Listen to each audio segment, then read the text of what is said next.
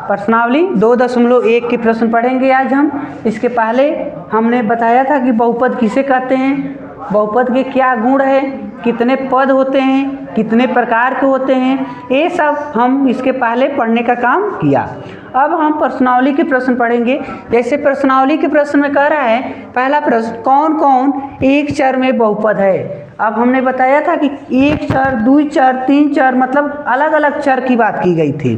तो यहाँ पर पहला प्रश्न कह रहा है कि बताओ एक चर में बहुपद है। तो जैसे यक्स एक चर है, वाई जेड ये कुछ चर हैं, ठीक है। तो यहाँ पर देखो, यहाँ पर ये चर राशि है ना, तो जो ये यहाँ है वही चर यहाँ भी तो है। तो ये एक चर में बहुपद है, इसको कह देंगे कि एक चर में बहुपद है, क्योंकि इसमें यक्स का ही यूज किया गया है। यहाँ पर यह इसमें चर राशि दी गई है, क्या है, वाई। तो वाई यानी यह भी एक चर में बहुपद है, एक चर में बहुपद है, ठीक है, एक चर में बहुपद है। लेकिन यहाँ देखो एक चर में तो है बट ये बहुपद नहीं है। क्यों नहीं है? क्योंकि यह काड़ी में दे दिया। हमने बताया था, देखो 3t के पावर हाफ है ना, यहाँ पर काड़ी का मतलब हो गया हाफ पावर, ठीक है।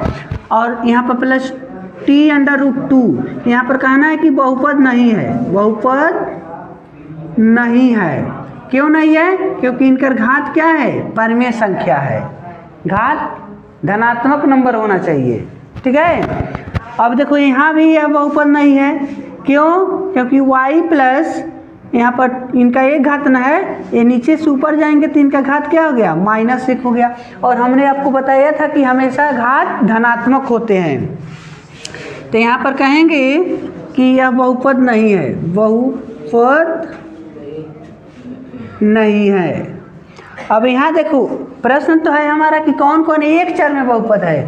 तो यहाँ पर एक चर में नहीं है, देखो एक चर यह है, एक चर यह है और एक चर यह है। तो यहाँ पर ही कह सकते हो कि तीन चर में, यह तीन चर में बहुपद है, ये कंडीशन हो गया। यानी इस प्रकार आपको काउंट करना होगा कौन सा बहुपद है कौन नहीं है। अगर बहुपद है तो कितने चर का बहुपद है। दूसरे प्रश्न में कह रहा है कि प्रत्येक में से यक्स स्क्वायर का गुणांक बताइए। तो यक्स स्क्वायर का गुणांक देखो बाबू, इसमें देखेंगे सबसे पहले यक्स स्क्वायर है कहाँ। तो दिख रहा है कि यक्स स्क्वायर यहाँ ना है, और इसके साथ कौन सा नंबर है, तो कोई नंबर नहीं है तो 8 होगा, ठीक है। तो आप कहेंगे यक्स स्क्वायर का गुणांक, यक्स स्क्वायर का गुणांक 1 है, एक्स स्क्वायर का गुणांक 1 है। इसमें भी देखो यहाँ ना है एक्स स्क्वायर, तो एक्स स्क्वायर यहाँ भी 1 है, लेकिन इसके आगे कौन सा चिन्ह है, माइनस। यहाँ पर प्लस था तो हमने नहीं लिखा है, या लिख सकते हो तो प्लस लिखोगे।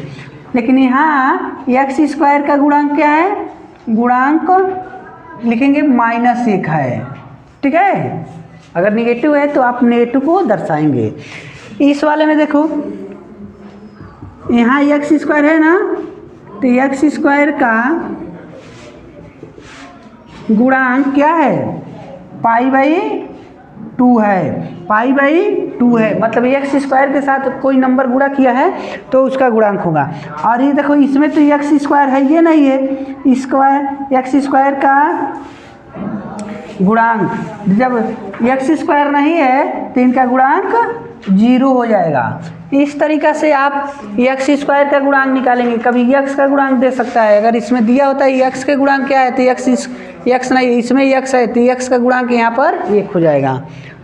तो इस तरीक़े से आप गुणांक को निकालने का कार्य करेंगे। दूसरे प्रश्न के साथ देखेंगे। प्रश्न में कह रहा है 35 घात के एक द्विपद लिखिए और 100 घात के एक पदी बहुपद लिखिए। बहुत आसान प्रश्न है, लाजवाब प्रश्न है, एकदम क्या है, मक्खन जैसा है। लेकिन समझ गए तब कैसे, देखो 35 घात के द्विपद लिखना है, द्विपद। तो देखो ना द्विपद, लेकिन घात कितना होना चाहिए, 35। तो देखो यहाँ लिख देते हैं 2x + 5, तो ये द्विपद है लेकिन रैखिक है, इसका घात 1 है। लेकिन इनका घात 35 कर दो ना, हो गया आंसर। अगर आप ए एक्स के प्लस बी लिख देते हो और इनका घातवा 35 कर देते हो तो ये हो जाइए है। कुछ भी लिखो, y प्लस 7 लिख दिए और इनके घात 35 लिख दिए तो 35 घात का द्विपद हो जाएगा। अगर 10 z के पावर 35 लिख दिए और यहाँ पर 100 लिख दिए तो यही द्विपद हो जाएगा। दो गो पद हो गए चाहिए और उनका हाईएस्ट पावर 35 होना चाहिए। तो ये हो गया द्विघात यानी द्विपद 35 घात का बहुपद। लेकिन एक बात और कहा है कि 100 घात का एक पदी लिखिएगा, एक पदी बहुपद जिसका घात 100 हो। तो अगर तू खाली 5x लिख देता है ना तो यह एक पदी है, एक पद है, लेकिन हमको 100 घात करना चाहिए तो इनका घात 100 लिख दो, या x लिख दो इनका घात 100 लिख दो, या y के घात 100 लिख दो, खाली ये हो जाइए, या 2t के पावर 100 लिख दो। एक गो पद रहे चाहिए, t x y z क ख म स कुछ और लिख दो, घातवा का लिख दो 100 लिख दो, बस हो गया। ठीक है, अब आ जाओ प्रश्न नंबर 4। प्रश्न नंबर 4 के पास कह रहा है कि बहुपद की घात बताइए। तो हमने बताया था ना कि घात के लिए क्या करना चाहिए, रात नहीं करना चाहिए। देखल जाला कि कितना बढ़हन के घात है, तो एक घात, दो घात, यहाँ 3 घात है, तो इस बहुपद का घात 3 है। ठीक है, इसका घात अगर ढूंढने की बात हो रही है तो इन पर देखो y पर क्या घात है, 2 घात है। इनका घात की अगर बात किया जाए तो यहाँ पर देखो एक घात है, कुछ नहीं दिख रहा है तो एक घात, 0 कैसे, हाँ इनकर घात न हो बचवा, इनमें नहीं बाना यक्स तो समझ लो 0 बाने, लिख दो उनका घात 0 है। तो यही तो बड़का नंबर का हीरो है। ठीक है, जो 0 होता है वही तो हीरो होता है। तो हाँ देखनिए के बोला था एक हफ्ते। ठीक है, तो इस तरीक़ा से आप इनको सॉल्व कर सकते हैं।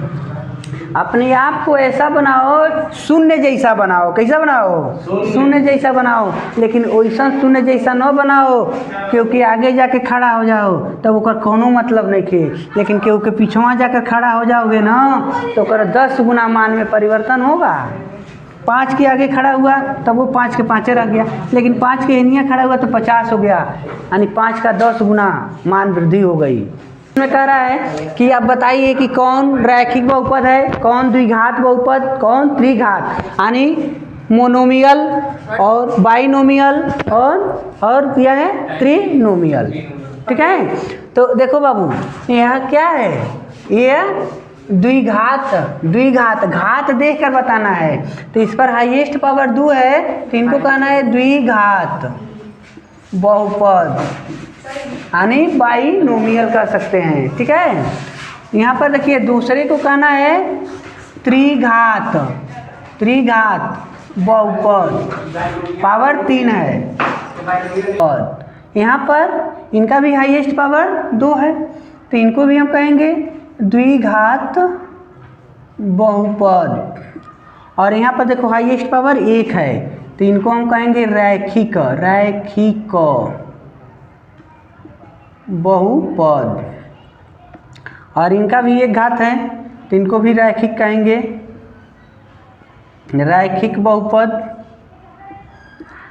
और इन पर देखो भले ही से 1 पद हैं लेकिन पावर तो 2 है ना, तो इनको कहेंगे द्विघात बहुपद। और इनका पावर कितना है, 3 है। भले ही 1 पद है, पदी की बात होता है तो 1 पदी है, बट पावर 3 है तो इनको हम कहेंगे त्रिघात बहुपद। यानी घात को देखकर आपको बताना है कि ये कितने घात का बहुपद है।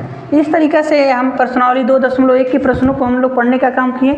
अगर ये वीडियो आपको अच्छा लगे तो लाइक ज़रूर कर दीजिएगा और चैनल को सब्सक्राइब कर लीजिएगा और अपने मित्रों से शेयर भी करिएगा। धन्यवाद।